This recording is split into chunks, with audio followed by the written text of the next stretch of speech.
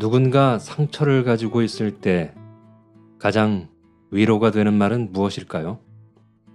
주위의 대부분의 사람들은 이렇게 말하곤 합니다. 괜찮아질 거야. 기운 내. 또는 잘 견디다 보면 좋아질 거야. 라고요. 하지만 이런 얘기들이 그 당사자에겐 어떻게 들릴까요? 정말 마음의 위로가 되어서 다시 일어서는데 힘이 될까요? 딴에는 그런 말에도 힘을 내게 되는 경우가 있겠지만 그건 그 당사자가 극복하고자 하는 의지가 정말 강하기 때문이지 그 말들이 크게 와 닿아서는 아니라고 저는 생각합니다.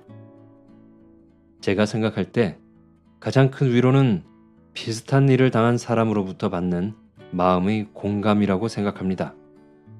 예를 들면 나도 그런 일을 당했었어. 그래서 난 당신의 그 마음을 알 것 같아. 라고 말하는 것을 듣는다면 아, 이 사람도 나와 같은 일로 힘들어 했었구나. 그리고 그는 잘 극복하고 있구나. 라는 생각이 들어 본인도 다시 한번 용기를 내어볼 생각이 들 것 같습니다. 여기에서 그 사람은 진심 어린 위로를 받고 다시 삶을 이어가는 힘을 얻을 수 있을 것이라는 생각을 저도 해봅니다. 상처난 타인을 위로하는 것은 더도 덜도 아닌 진심 어린 감정의 공감인 것이죠. 오늘 읽어드릴 작품은 그런 큰 마음의 상처를 가진 사람에 대한 이야기입니다. 펄벅의 단편집 14 Stories에 들어있는 소설 Begin to Live, 삶을 시작하며입니다. 이 소설은 정말 좋은 작품이고 다 읽고 나면 마음이 따뜻해져요. 제가 그랬거든요. 현재 큰 상처 때문에 세상에 나서기가 두려운 분들이나 어떤 고통스러운 기억으로 마음의 위로가 절실하신 분들에게 따뜻한 위로가 될 수 있는 작품입니다. 잘 들어주시고 위로를 받으셔서 기운을 내셨으면 좋겠습니다. 펄벅의 삶을 시작하며 읽기를 시작하겠습니다. 끝까지 저와 함께 해주시면 고맙겠습니다.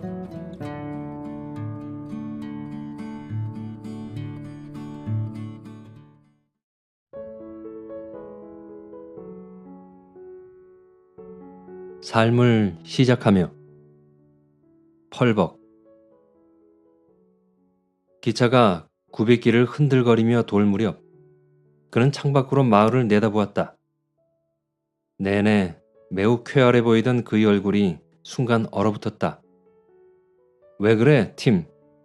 밥이 물었다. 그는 몸을 일으켜 선반에서 짐들을 내리며 큰 소리로 말했다. 집에 다 왔어.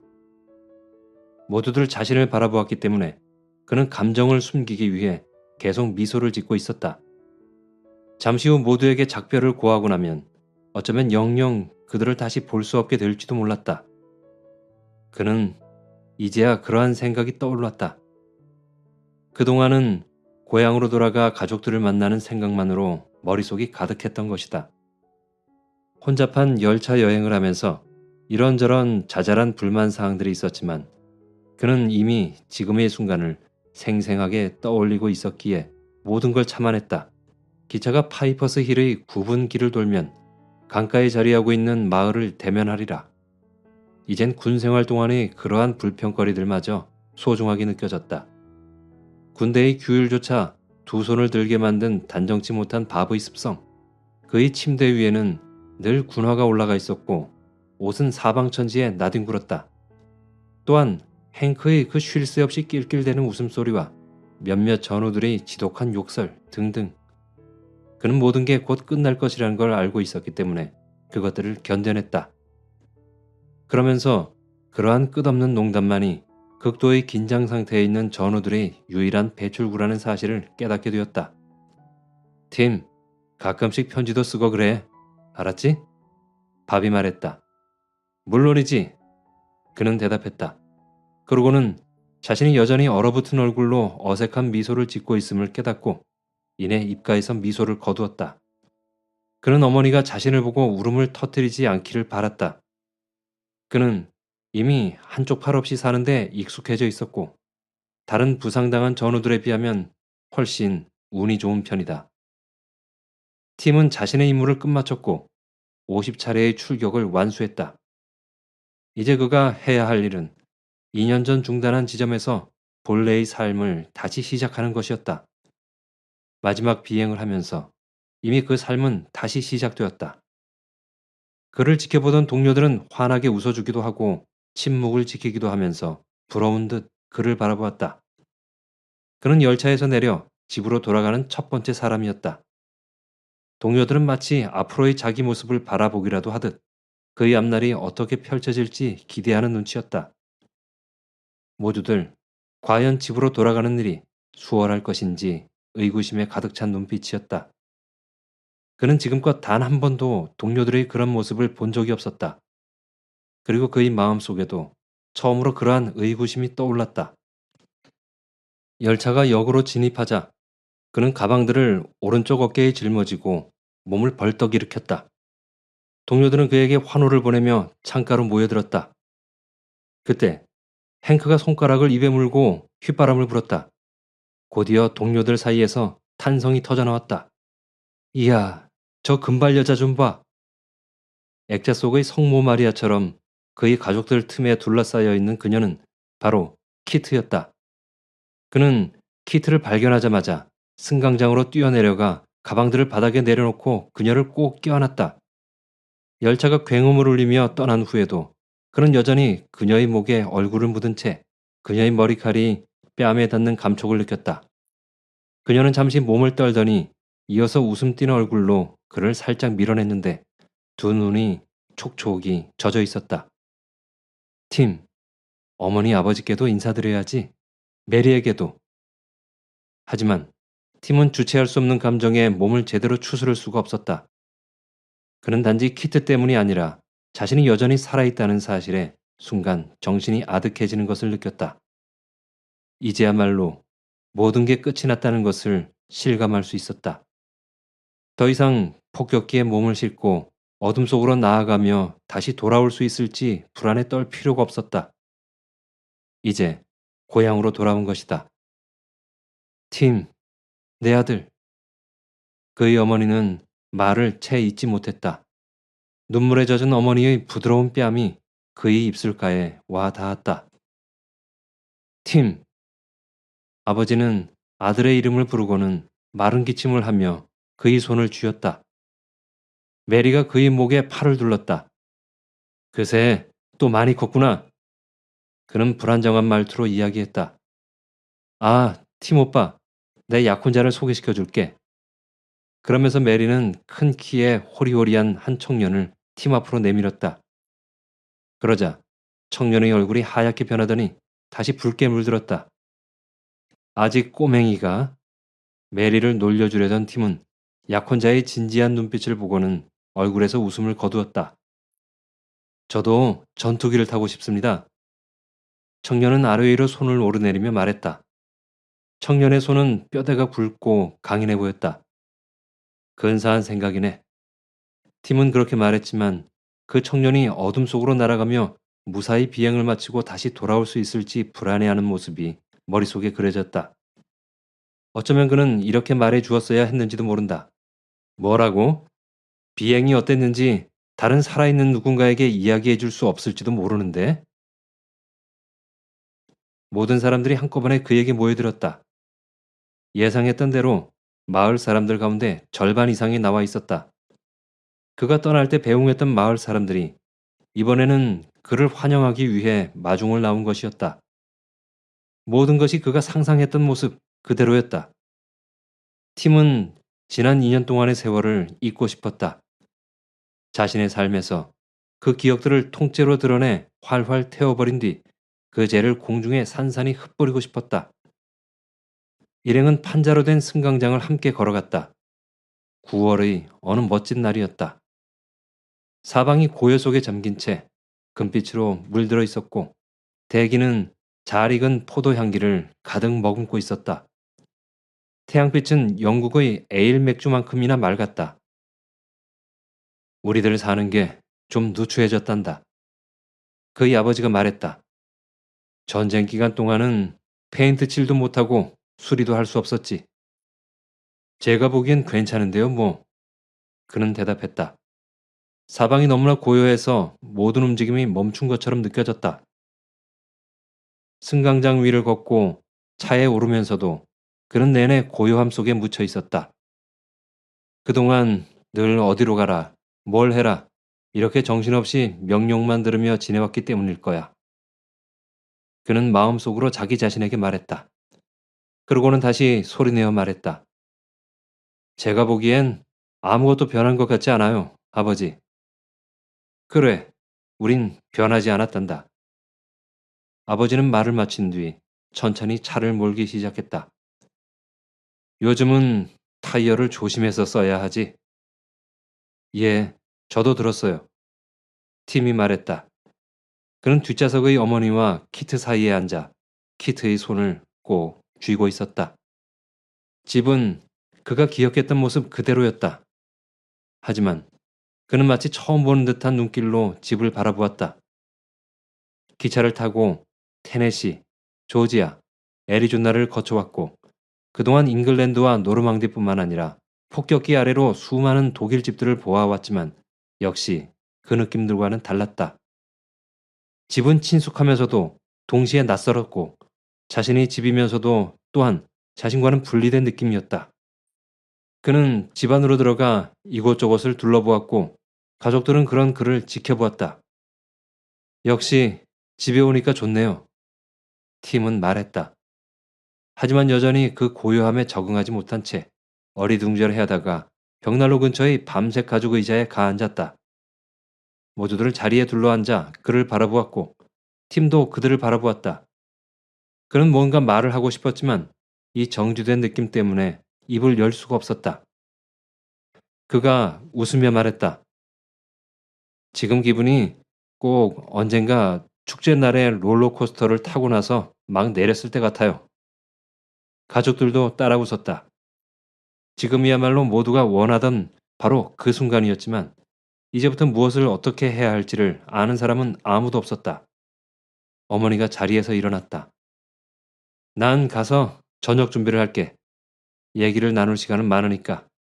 팀, 내가 좋아하는 음식들을 모두 만들었단다. 어머니는 그에게 다가가 어깨 위에 손을 얹으며 말씀하셨다. 내가 정말 돌아왔구나. 넌 정말이지? 그녀의 눈에 눈물이 차오르자 팀은 어머니가 자신의 팔을 생각하고 있다는 것을 알 수 있었다. 살아남은 것이 행운이라는 말이 목구멍까지 차올랐지만 차마 말할 수가 없었다. 자, 여보. 아버지가 부드럽게 말했다. 알아요. 하지만 아직 익숙하질 않아서. 어머니는 한숨을 내쉬며 황급히 주방으로 향했고 아버지는 창밖을 지그시 바라보았다. 과연 다른 가족들도 그의 새로운 모습에 익숙해질 수 있을까? 전 이만 가보겠습니다. 키 큰 청년이 말했다. 잘 있어, 메리. 잘 가, 프랭크. 메리가 대답을 하며 자리에서 일어났다. 키 큰 청년이 그에게 다가와 손을 내밀었다. 안녕히 계세요, 팀 형님. 형님이라고 부르는 걸 허락해 주셨으면 좋겠네요. 충분히 쉬신 다음에 한번 찾아뵙고 공군에 관한 얘기를 좀 나누고 싶습니다. 다음 달에 입대를 하거든요. 18살이 되죠. 언제든 환영이네. 내가 아는 건 다 얘기해 줄 수 있지. 물론 입대에서도 잘 교육을 받겠지만 말이야. 예. 청년은 말을 마친 뒤 메리와 손을 잡고 문가로 걸어갔다. 정말 어린 나이죠. 팀은 그들을 바라보며 말했다. 너무 어리지. 그의 아버지가 말했다. 하지만 군대에 갈 정도의 나이라면 무슨 일이든 할 수 있는 나이가 된 거라고 우리는 판단을 했지. 물론 저 아이들이 당장 결혼을 하는 건 아니야. 일단 군에서 훈련을 받아야지. 사실 내 엄마와 나도 지난번 전쟁 기간 동안에 그런 식으로 약혼을 했단다. 그때 부모님들이 반대를 하셨는데 지금까지도 잊혀지질 않는구나. 아마 메리와 프랭크가 우리를 찾아왔을 때도 그 당시를 잊지 못해 거절하지 못한 건지도 모르겠다. 아버지의 목소리가 서서히 작아져 갔다. 문득 팀과 키트 두 사람만의 시간이 필요하다는 생각이 들었던 것이다. 그는 수줍게 미소를 지으며 몸을 일으켰다. 난 엄마를 좀 도와줘야겠다. 그렇게 말하고 아버지는 조용히 방을 빠져나갔다.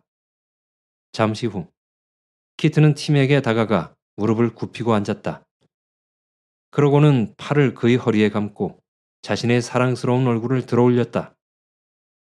그는 가만히 의자에 앉은 채로 찬찬히 그녀의 얼굴을 바라보았다. 피곤해 보여. 그녀가 말했다. 그는 그녀의 귓가에 드리워진 머리칼을 천천히 어루만졌다. 기분 좋은 느낌이었다. 그는 그 부드러운 느낌, 살아있는 느낌을 늘 꿈꿔왔다. 그는 키트의 작은 귀를 손바닥으로 감싸고 그녀의 머리를 들어 달콤한 파란색 눈을 바라보았다. 이럴 때면 내 손을 다시 찾아오고 싶어. 그가 불안정한 말투로 이야기했다. 너에 대한 내 사랑을 전하기엔 한 손으론 충분치 않아. 난 그저 감사할 따름이야. 그녀가 속삭였다. 너무 감사해. 이제 그는 키트에게 모든 것을 이야기해주고 싶었다. 단 한마디로. 바로 그 순간에 지난 모든 일을 말해준 다음 깨끗이 잊고 싶었다. 하지만 그가 겪어온 일을 그녀에게 어떻게 설명할 수 있을까? 어떻게 이야기를 시작해야 할지, 아니, 어떻게 말로 옮겨야 할지조차 알 수 없었다. 그에게 남아있는 것은 오직 느낌뿐이었다. 그것은 꽤나 기묘했다. 그가 무슨 일을 했고 그에게 어떤 일이 일어났는지는 중요하지 않았다. 지난 2년간 일어났던 일은 그에게는 그저 기계적이고 무의미한 일이었기 때문에 오직 느낌만이 중요하게 여겨졌다. 그러므로 중요한 것은 그 자신이 어떻게 느꼈느냐 하는 것이었다. 예를 들어 하늘에 있었던 때가 그랬다. 하늘에 떠 있다는 것은 무척이나 인간을 고독하게 만들었다. 아래로 둥글게 펼쳐져 있는 대지는 분리된 채 멀리 떨어져 있었다. 그는 세상을 떠나 우주로 접어들었다. 그때 갑자기 적이 발사한 총알이 그의 살을 뚫고 들어왔다. 그 예상치 못한 상황에 직면했을 때 그의 주위에는 아무것도, 아무도 그저 죽음의 그림자만이 구름 속에 도사리고 있었다. 이러한 것들을 어떻게 한순간에 퀴트에게 이야기해 줄 수 있겠는가? 그는 허리를 구부리고 그녀의 입술에 키스를 했다. 말을 하는 것보다는 그저 키스를 하는 편이 나았다. 저녁 준비 다 됐다. 어머니의 목소리가 들려왔다. 두 사람은 웃었고 키트는 힘있게 몸을 일으켰다. 그새 거의 1시간이나 지났어. 키트가 큰 소리로 말했다. 1분밖에 지난 것 같지 않은데? 그가 말했다. 음식 냄새로 가득한 식당으로 들어선 두 사람은 진수성찬이 차려진 식탁에 앉았다. 그의 어머니는 음식 솜씨가 훌륭했는데 요리를 하는 동안만큼은 조금 더 다른 생각을 하지 않았다. 자, 다들 앉아요. 그녀가 명령하듯 말했다. 모든 음식들을 맛보이고 그 맛을 인정받기 전까지 어머니는 본격적인 대화를 용납하지 않았다. 자, 당신은 음식을 돌리기 전에 으깬 감자 위에 육즙을 부어줘요. 팀, 너는 빵에 버터를 바르기 전에 좀 식히도록 하고, 메리는 올리브 오일. 어머니는 능숙하게 샐러드를 버무리며 말했다. 이태리를 제압하고 올리브 오일을 다시 손에 넣을 수 있게 돼서 얼마나 다행인지. 이태리, 그의 가장 친한 친구가 NGO 교두보에서 목숨을 잃었었다. 잠시 그 일을 생각한 그는 그 이야기를 꺼내지 않기로 했다. NGO 교두보는 햇빛이 가득한 식당과 맛있는 음식이 가득 차려져 있는 식탁과는 아무런 관련이 없었다. 이 고기구이는 말이다. 어머니가 귀뜸을 해주셨다. 너 오는 날 준비하려고 몇 주 동안 배급 점수를 아껴서 마련한 거란다. 그의 아버지는 어머니가 가르쳐준 대로 솜씨 좋게 고기를 썰었다. 어머니는 그가 분홍빛 살점을 각각의 접시 위에 올려놓는 모습을 지켜보고 있었다. 팀은 살짝 익힌 것을 좋아한다고요. 그녀가 남편에게 다시 한번 일러주었다. 팀은 입을 열려다가 그냥 다물었다. 그는 이제 바싹 익힌 고기를 좋아했다. 하지만 그 이유를 설명하려면 그 자신 생각조차 하기 싫은 일들을 입에 담아야 했다. 그는 전장에서 목격했던 폭탄에 맞은 붉은 살점들과 찢겨진 근육들, 그리고 부서진 뼈들을 잊어야만 했다. 고마워요, 아버지. 팀은 그렇게 말하고 접시 위의 고기를 겨자로 덮었다. 그럼에도 저녁 식사는 매우 훌륭했는데 그 가운데서도 호박파이는 단연 으뜸이었다. 군대에서 제대로 만들지 못하는 음식 하나가 바로 호박파이예요. 팀이 말했다. 이젠 다시 집에서 만드는 음식을 먹게 되었구나. 어머니의 말이 그의 마음을 따뜻하게 해주었다. 내가 떠나 있는 동안 키트도 요리를 많이 배웠단다. 네가 좋아하는 음식 만드는 법을 내가 다 가르쳤지. 저녁 식사가 끝난 뒤에도 가족들은 그를 편안하게 대해 주었다. 오빠 졸린가 봐? 메리가 말했다. 정말 많이 피곤해 보이네. 어머니가 옆에서 목소리를 높이셨다. 우리가 식탁을 치울 동안 방에 올라가서 좀 쉬도록 해. 그가 미안해하는 얼굴로 바라보자 키트는 미소를 지으며 말했다. 난 설거지를 좀 도운 다음에 집에 갈게. 그녀의 집은 바로 길 건너였다. 일어나면 전화해. 그래. 그가 중얼거리듯 말했다. 오늘 아주 근사했어. 그런데 난 왜 이렇게 피곤할까? 원래 그런 거란다. 아버지가 다정하게 말했다. 어떤 기분인지 잘 알지. 그는 순간 놀란 눈으로 아버지를 바라보았다. 아버지가 잘 아신다고? 나도 예전에 전쟁터에서 돌아온 적이 있단다. 아버지가 조금 수줍은 듯이 말씀하셨다. 그러셨죠? 팀이 말했다. 그는 또 다른 전쟁이 있었다는 사실을 잊고 지내왔던 것이다. 처음에 집에 도착했을 때 팀은 손을 씻으려고 2층에 올라갔다가 자신의 방문을 열고 안을 들여다보았었다. 모든 게 예전 그대로였다. 이제 다시 방으로 되돌아오자 오직 침대만이 눈에 들어왔다. 커다란 더블 베드였는데 그는 어린 시절 침대에서 자주 떨어지곤 했었다. 팀이 떨어지지 않을 정도로 큰 침대를 마련해 줘야겠네. 어머니는 그렇게 말씀하시더니 여분의 방에 있던 침대를 그의 방으로 옮긴 다음 그곳에는 1인용 침대 2개를 나란히 놓았다. 이후로 그 방은 손님방으로 불렸다. 팀은 서랍장을 열고 오래된 파자마를 꺼내 입었다. 그러고는 침대에 올라가 매 순간을 음미하며 눈을 동그랗게 뜬 채 누워 있었다. 마지막으로 이곳에서 잠을 잤을 때와 비교해 지금은 얼마나 변해 있는지. 그때만 해도 그는 소년이었다. 하지만 이제 그는 더 이상 소년이 아니었다. 그는 모든 것을 알게 되었다. 삶과 죽음, 특히나 죽음에 대해서. 팀은 어떻게 다시 삶을 시작해야 할지 도무지 알 수가 없었다. 키트와 어떻게 살아가야 할지. 하루 종일 키트와 사랑만 나누고 있을 수만은 없는 노릇이었다. 두 사람은 삶을 시작해야만 했다. 하지만 어떻게? 군대에서는 누군가 항상 지시를 내렸다. 그는 한숨을 내쉬었고 곧 잠이 들었다. 잠에서 깨자 웃음소리와 사람들의 목소리가 들려왔다. 집안은 사람들로 가득했다. 그는 그대로 누운 채 귀를 기울였다. 그러고는 그냥 이대로 일어나고 싶지 않아 라고 생각했다. 그러나 마침내 어머니가 부드럽게 문을 열고 얼굴을 내밀자 그는 입을 열었다. 예, 일어났어요. 그런데 아래층엔 무슨 일이에요? 사람들이 좀 와 있단다.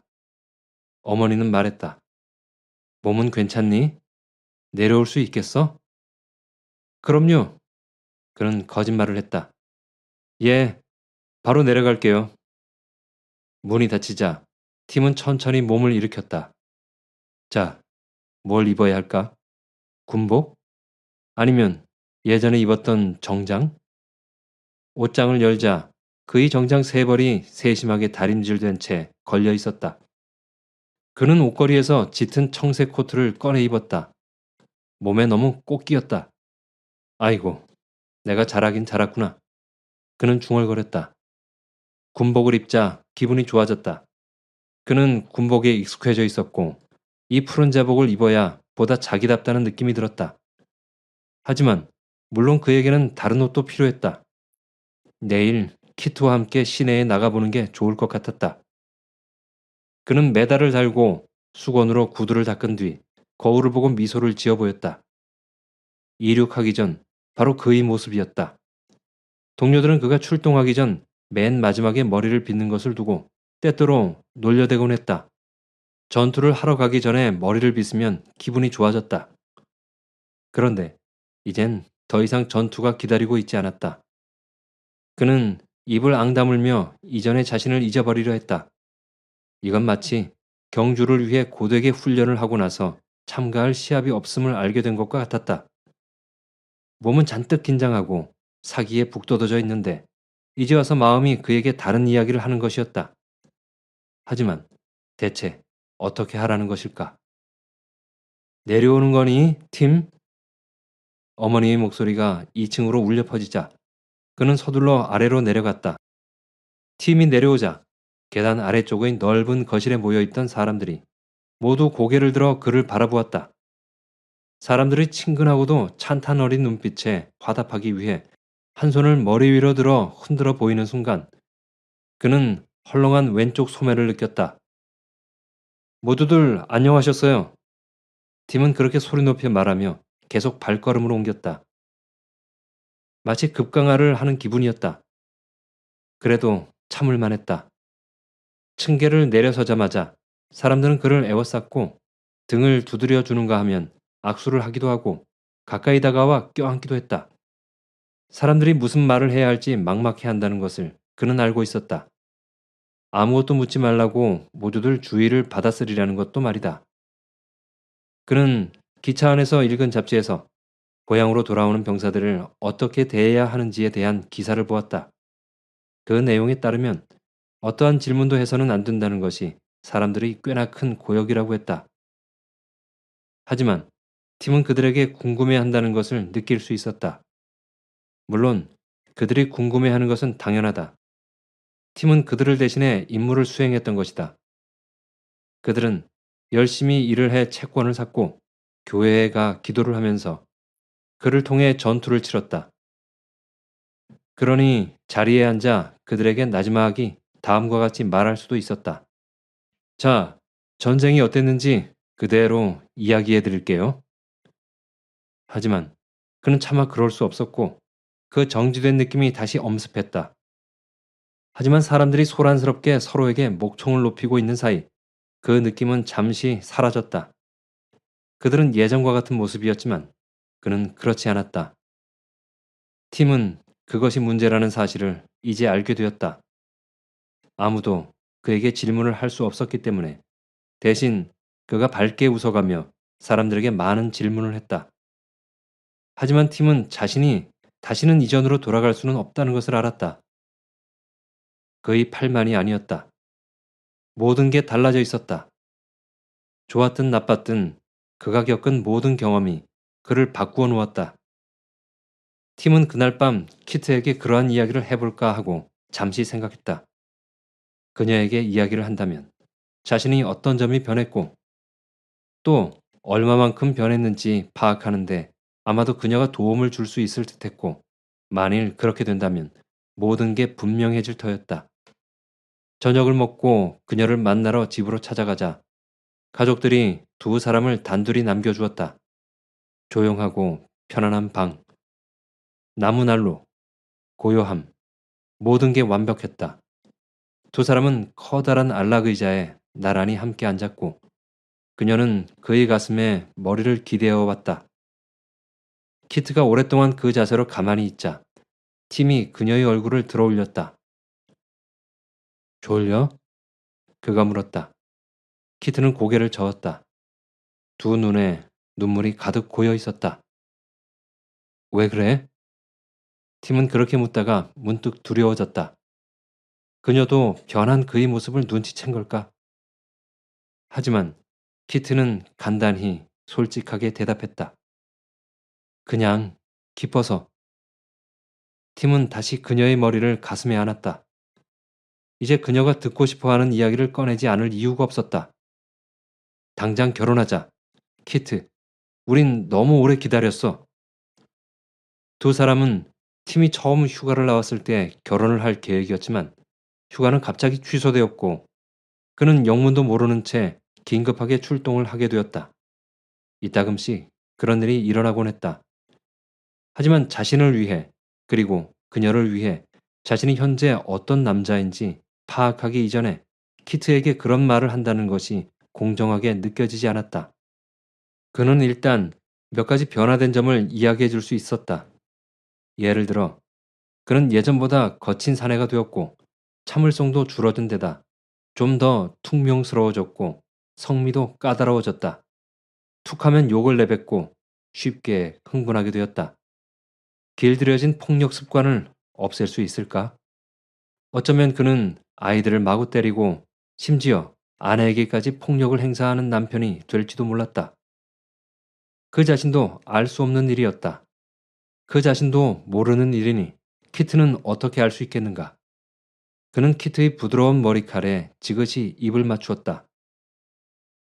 일단 직업을 구하는 게 급선무인 것 같아요. 팀이 다음날 아침 식사를 하면서 아버지에게 말했다.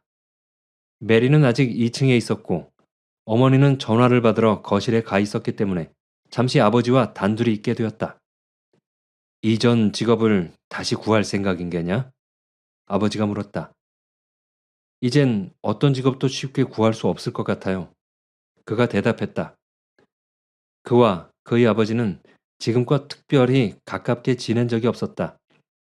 조용한 성품의 아버지는 동료와 함께 법률 회사를 운영하며 열심히 일을 하셨고 집에서는 가족에게 헌신하는 편이셨다. 그는 아버지의 존재에 대해 깊이 생각해 본 적이 없었다. 아버지의 동정어린 눈빛에 팀은 당혹스러웠다. 특별히 원하는 직업이 있진 않아요. 그가 말을 이었다. 비행기 타는 일 쪽은 생각이 없니? 아버지가 물었다. 네, 전혀요. 지금까지 한 번도 그 문제에 대해 생각해 보지 않았음에도 팀은 강하게 거부감을 드러내며 대답했다. 그 숱한 죽음의 임무들을 떠올리지 않고 과연 비행기에 오를 수 있을까? 지금 기분 같아서는 앞으로 다시는 비행기에 오르고 싶지 않을 것 같아요.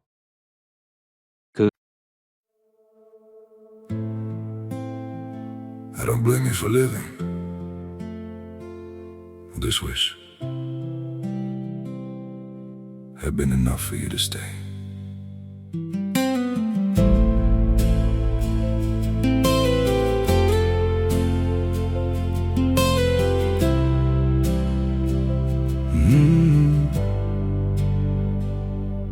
I saw it coming in the way you changed, in the silence between your words. Every I'm fine felt heavier than truth, like something breaking unheard. I tried to fix what I didn't understand, held on tighter as you slipped away.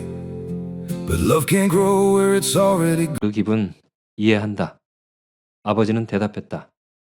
게드소 씨를 한번 찾아가 보는 게 좋을 것 같구나. 팀은 아버지의 권유대로 아침 식사를 마치고 예의 그 군복을 입은 채 게드소 씨를 찾았다. 여전히 제복을 입어야 자신감이 차오르는 듯했다. 게드소 씨는 매우 친절한 사람이었다. 그는 특별히 사람을 보내 팀을 회사로 안내했고 조금도 지체 없이 그를 만나 주었는데 팀이 사무실로 들어서자 몸을 일으켜 그와 악수를 나누었다. 기다리고 있었네. 그가 말했다. 제일 먼저 직장 문제를 떠올릴 거라고 생각했지. 키트와 더불어 자네를 기다리고 있는 직장 말일세. 그러고는 특유의 칼칼한 웃음소리를 들려주었다.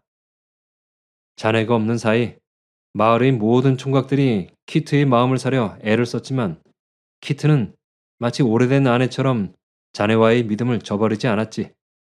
웬만한 아내들보다 훨씬 더 믿음직스러웠어. 그것만큼은 내 보장하네. 아직 제 자리가 남아 있습니까? 팀이 물었다.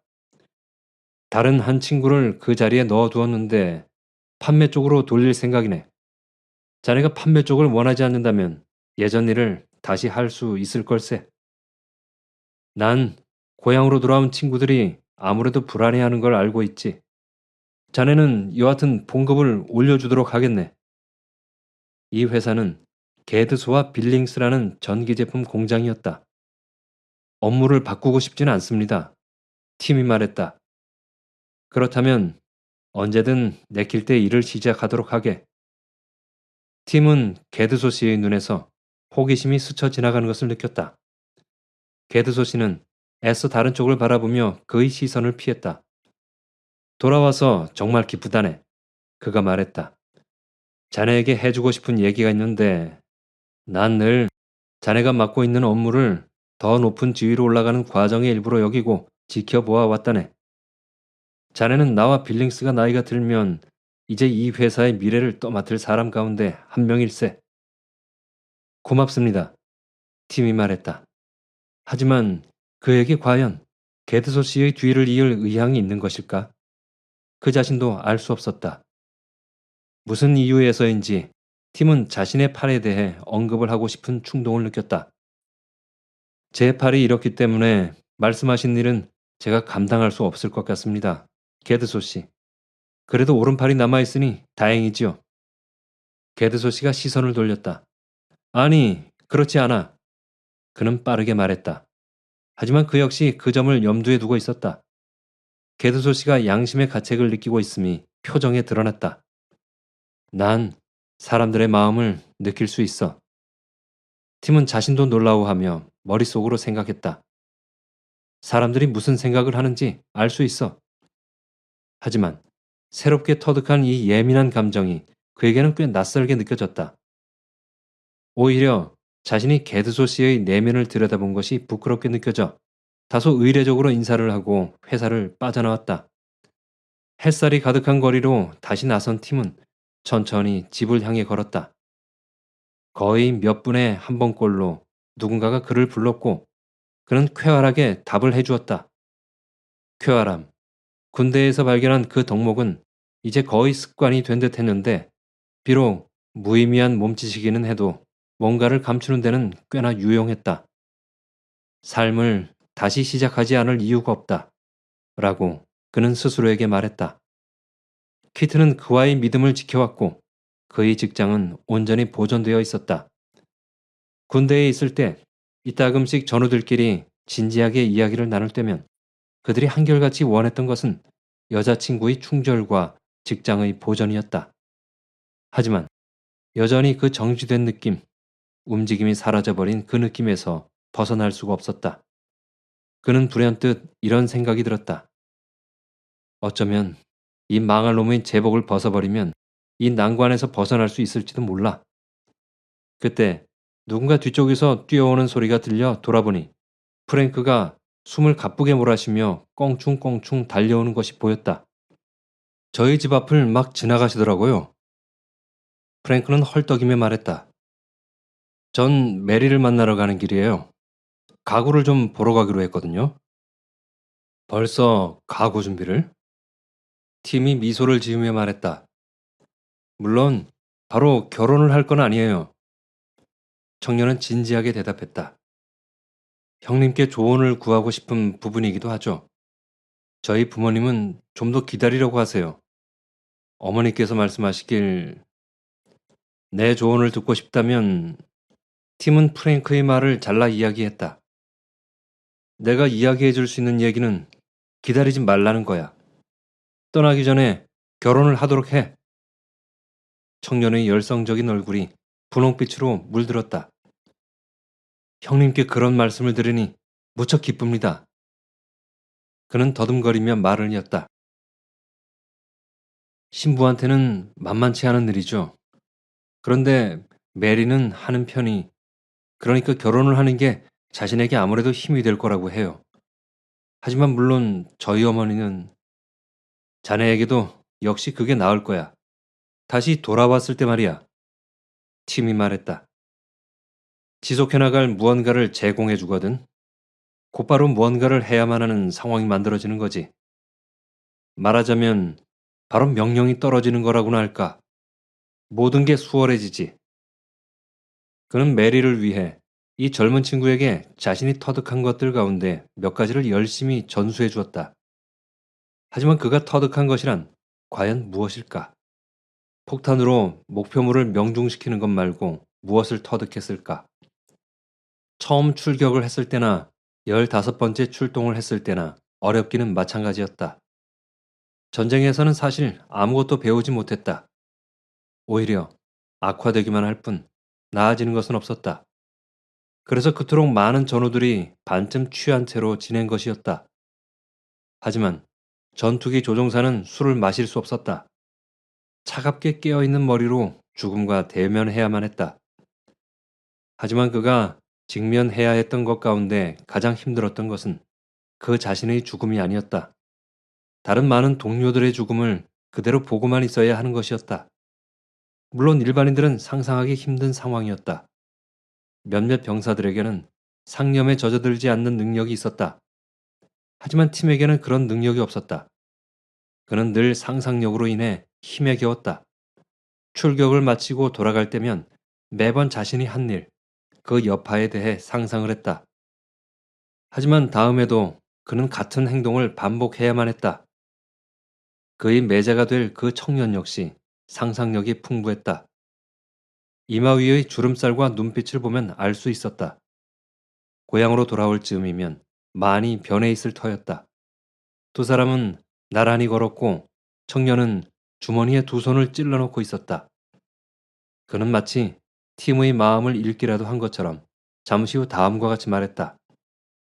한 가지 여쭤보고 싶은 게 있는데요. 군대 생활이 예상했던 것만큼 그렇게 고되셨나요? 아, 그는 벌써부터 상상력을 발휘하고 있었다. 꽤나 고역이지. 팀이 엄숙하게 말했다. 그래도 물론 주어진 일은 반드시 해내야 하지. 책임감이 필요해. 어느 정도는 말이야. 저도 그럴 거라 생각합니다. 청년이 대답했다. 그가 할 수 있는 이야기는 결국 그게 전부였다. 두 사람은 문 앞에서 헤어졌고 팀은 그의 방으로 올라가 조용히 문을 닫고 창가에 놓여있는 안락 의자에 가앉았다. 그는 키트에게 전화를 걸어야 했지만 아무것도 하고 싶지 않은 기분이었다. 하지만 잠시 후 그의 어머니가 문을 두드렸다. 키트한테서 전화 왔다. 어머니가 말했다. 예. 팀은 대답을 한 뒤 전화를 받으러 갔다. 오는 거지? 키트가 물었다. 물론이지. 그가 말했다. 바로 갈게. 시내에 가서 옷을 사는 것 좀 도와줄래? 그래, 재밌겠다. 키트가 말했다. 물론 재미있고 즐거운 일이었지만 새 옷이 그토록 낯설게 느껴질 수가 없었고 서랍 속에 군복을 넣을 때에는 마치 무언가를 땅에 묻는 듯한 기분이었다.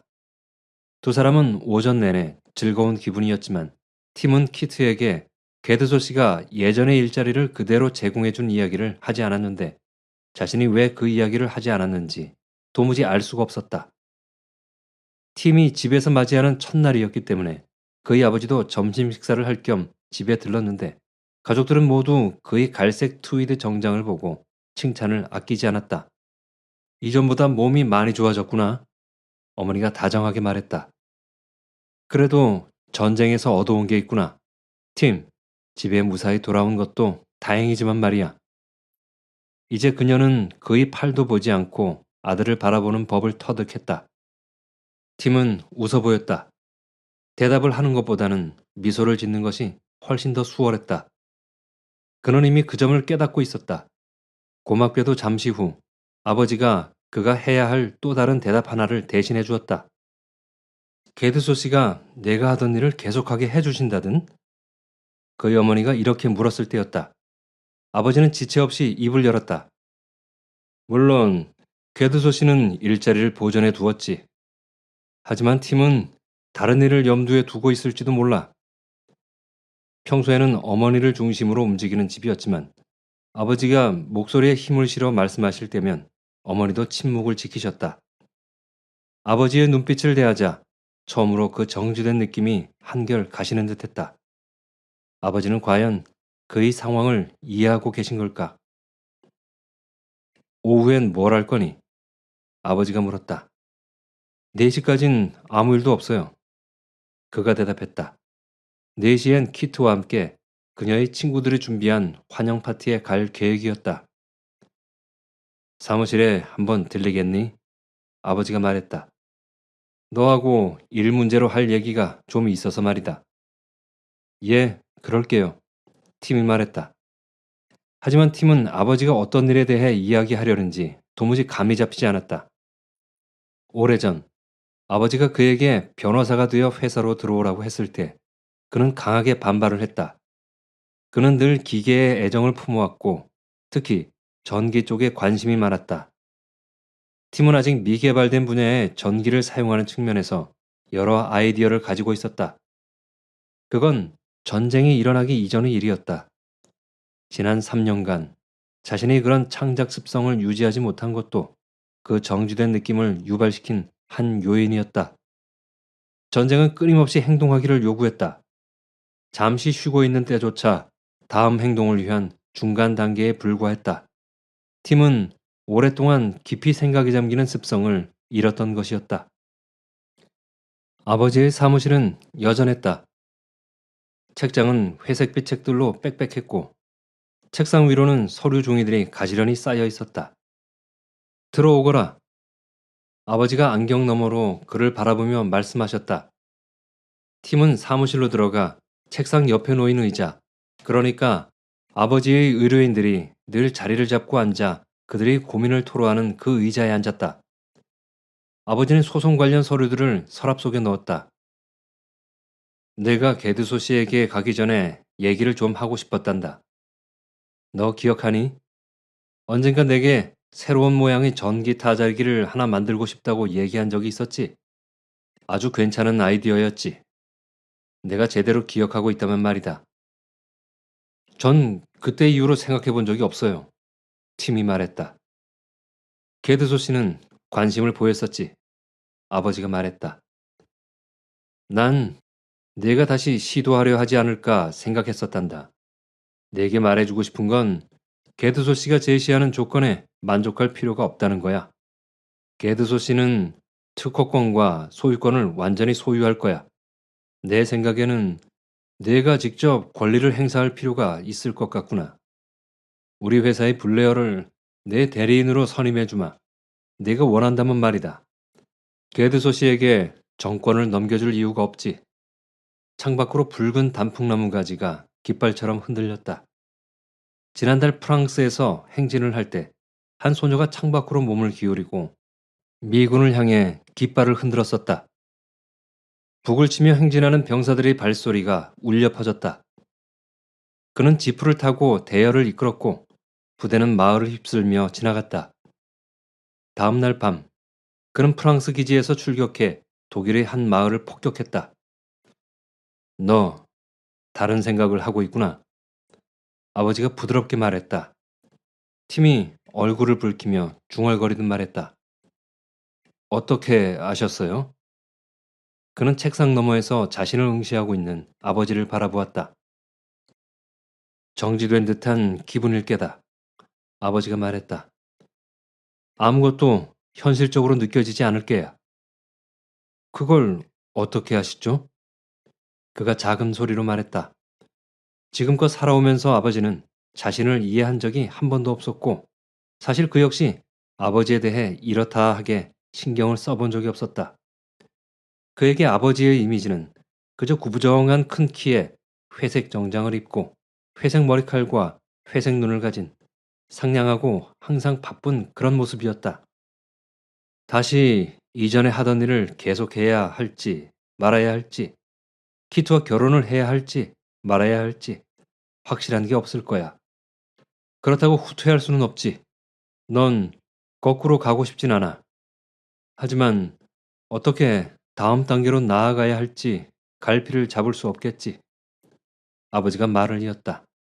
바로 그거예요. 팀이 웅얼거렸다. 그런데 어떻게 그걸 아세요? 전쟁이 남기는 가장 커다란 문제는 어떻게 현실을 되찾느냐 하는 거란다. 아버지가 깊이 생각에 잠긴 채 말했다. 그건 전쟁이라는 것이 비현실적이기 때문이지. 제겐 끔찍할 정도로 현실적인 것 같은데요. 팀이 말했다. 현실적인 건 오직 삶뿐이란다. 아버지가 말을 받았다. 너도 삶으로 다시 돌아와야 하고. 그런데 돌아가는 법을 모르겠어요. 팀은 나지막이 말했다. 무감각해진 것 같아요. 전쟁을 하는 동안 다른 느낌들을 잊어버린 게지.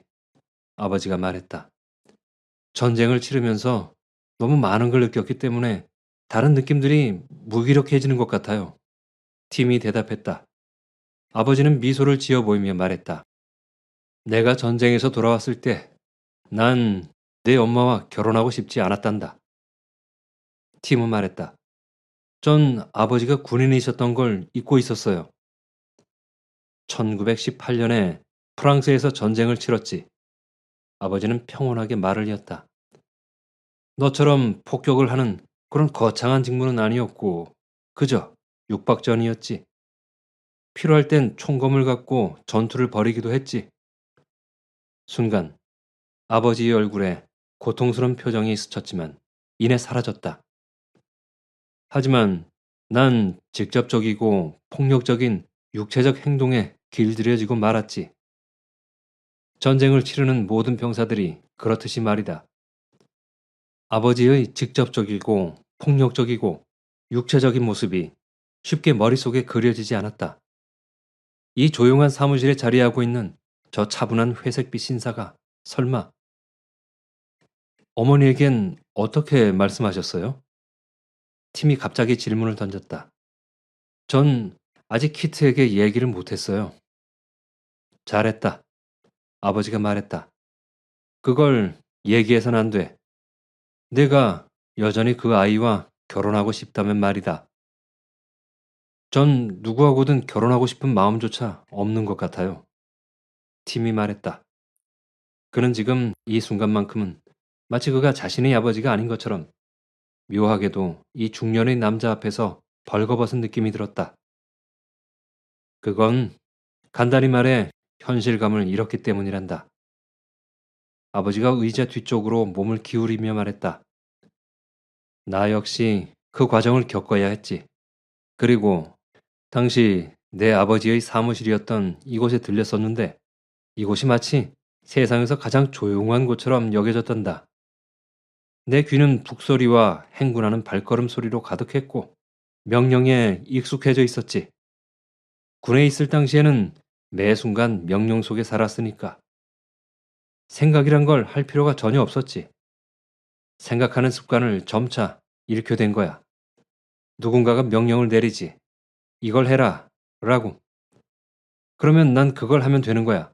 아주 쉬웠지. 난 총검을 쓰는 걸 싫어하는 것 외에는 별 문제가 없었지.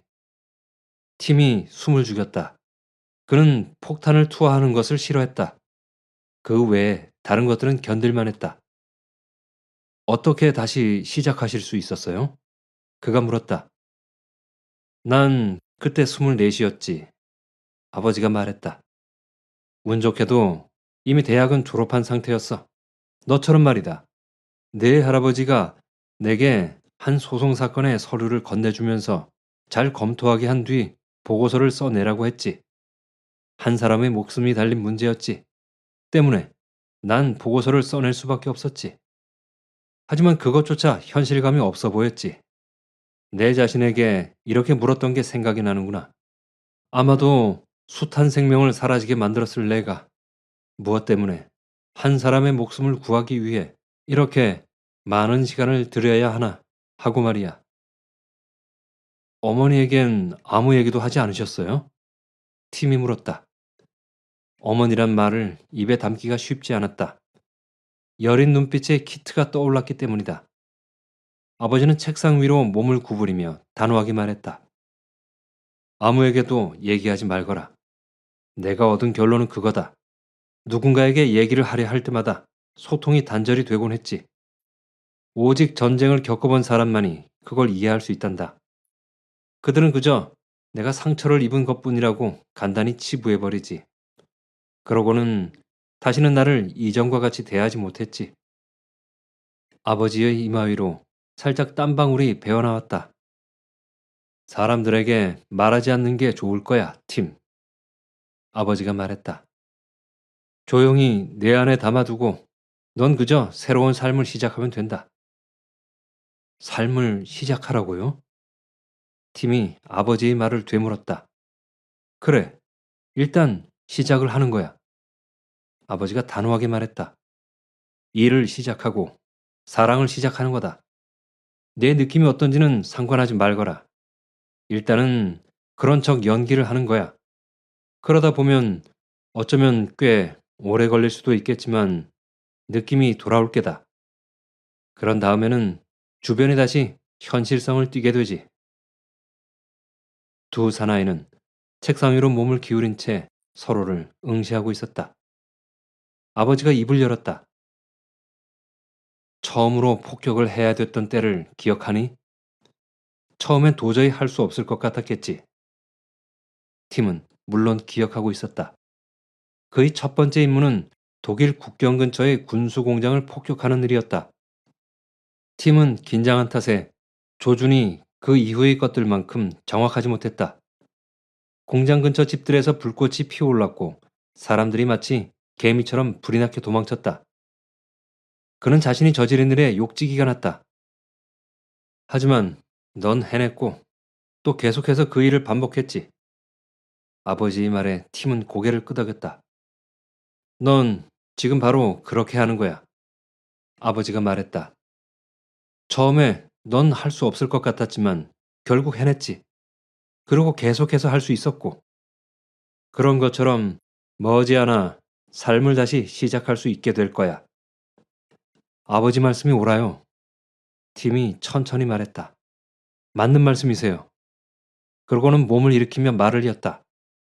그리고 그 일은 말씀하신 대로 추진해 보도록 할게요. 그래. 아버지는 만족스러운 듯 대답을 하며 몸을 뒤로 젖혔다. 사무실 안이 본래의 모습으로 되돌아왔다. 아버지는 그의 눈앞에서 다시 회색빛 신사가 되어 있었다. 고마워요, 아버지. 그가 간신히 입을 열고 말했다. 아버지는 서랍을 열고 좀 전에 집어넣었던 서류를 다시 끄집어냈다. 고맙기는. 이미 서류를 읽어 내려가던 아버지가 무심한 듯 말했다. 팀은 다시 햇살이 가득한 거리로 나선 뒤 심호흡을 했다. 키트를 만나기에는 여전히 이른 시간이었지만 그는 개의치 않았다. 키트의 집으로 직접 찾아갈까? 그녀는 지금쯤 집에 있을 것이다. 그는 전차에 올라 8개의 블록을 지나서 내린 다음 모퉁이를 돌아 그녀의 집 앞으로 향했다. 과거에 늘 다니던 길이었다. 키트! 그가 소리쳤다. 그녀의 발소리가 들려오더니 이어 계단 난간에서 아래를 내려다보는 키트의 모습이 보였다. 그녀의 노란색 머리칼이 두 뺨 옆으로 부드럽게 내려앉았다. 집에 아무도 안 계셔? 응, 엄마는 모임에 가셨어. 아래로 내려와, 키트. 그녀는 조금은 주저하며 아래층으로 내려왔다. 아직 옷을 제대로 안 입었어. 보면 우스울 텐데. 엄마 일을 도와드리고 있었거든. 이제 갈아입으려던 참인데. 키트는 파란색 바지에 오래된 스웨터를 입고 있었는데 눈가가 얼룩져 있었다. 너 울었구나. 팀이 말했다. 키트는 고개를 세차게 저었다. 그냥 눈을 좀 비볐어. 먼지 때문에 그래. 다락방을 청소했거든. 하지만 팀은 키트가 울었다는 것을 알 수 있었다. 하지만 마음이 흔들리거나 하지는 않았다. 죽은 자식들을 보며 또는 폐허로 변한 집 앞에서 통곡하는 여인들을 그동안 수도 없이 보아왔기 때문이다. 명령이 뭐였더라? 삶을 시작하라. 아버지는 그렇게 말씀하셨다. 키트, 난 더 이상 기다리고 싶지 않아. 마른 입술로 이야기를 건네며 팀은 손으로 키트를 끌어당겼다. 집으로 돌아오고 계속 정신이 없어서 아직 묻질 못했어. 키트, 우리 언제 결혼하지? 아, 그녀의 가슴 속으로부터 작은 외마디 소리가 새어나오며 힘없이 그에게 몸을 기대오는 게 느껴졌다. 난 자기가 청혼을 하지 않을 줄 알았어. 이제 더 이상 나를 좋아하지 않는 게 아닌가 생각했어. 키트가 울었던 것은 바로 그 때문이었다. 우리 당장 결혼하자, 키트. 언제? 오늘이든 내일이든 내가 날짜와 시간을 정해. 난 그대로 따를 테니까. 키트가 고개를 들며 말했다. 팀, 진심이야? 물론이지. 팀이 믿음직스럽게 말했다. 일주일 뒤 오늘 하기로 해, 팀. 그 정도면 시간은 충분해. 웨딩드레스 외엔 모든 게 다 준비가 돼 있어. 우리만의 공간으로 이사를 하고 거기서 신혼을 보내는 거야. 나도 이제 제대로 삶을 시작하고 싶어. 그동안 너무 오래 기다렸어. 일주일 후 오늘 우린 함께 시작하는 거야. 팀이 말했다. 키트는 그의 어깨에 다시 머리를 기대고 안도의 한숨을 내쉰 뒤 눈을 감았다. 그는 아무 말도 하지 않았다. 그저 그녀의 손을 쥔 채 자신의 뺨을 키트의 머리에 맞대었다. 고요함 속에서 그렇게 함께 서 있는 사이 팀은 무언가 그의 가슴께에서 희미하고도 아련하게 쿵쿵 하고 뛰기 시작하는 것을 느낄 수 있었다. 그건 그의 심장이었을까?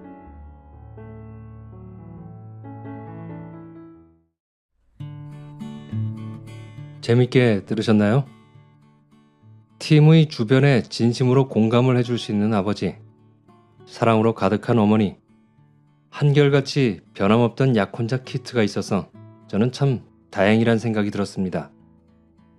특히 같은 경험이 있는 아버지의 공감 어린 위로와 조언은 앞으로 팀이 전장에서의 상처를 극복하고 행복한 삶을 살아가는데 큰 도움이 되겠죠.